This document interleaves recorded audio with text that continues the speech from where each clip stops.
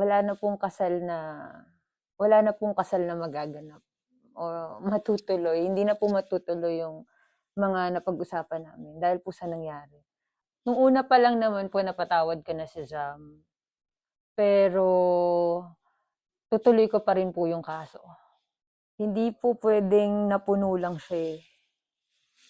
Paano po 'pag pinagbigyan ko pa po siya ng second chance? Paano 'pag napuno po siya ulit sa'kin, gagawin niya ulit yun mas grabe pa? Respeto na lang din po sa magulang ko. Kasi sobrang ano po, na-trauma din po yung mama ko. Parang gabi-gabi po siya umiiyak. Hindi ko kaya. Hindi ko kaya na gano'n yung nanay ko. Kumbaga, siya na lang yung natitira sa'kin, eh.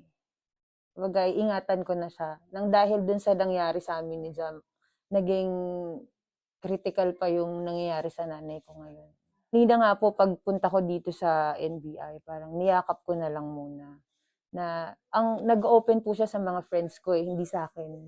Kasi siguro alam niya na ano, na nagpapagaling ako. Kumbaga ayaw niya ng dumagdag pa.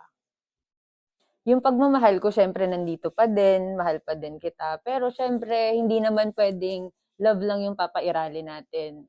Magharap na lang po kami.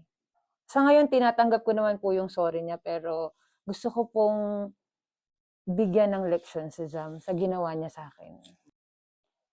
Yung sa mama ko po, tsaka sa mga kamag-anak ko, sa mga kapatid ko, ah, 'wag na po silang masyadong mag-alala, 'wag na masyadong mag-isip, lalo po yung mama ko.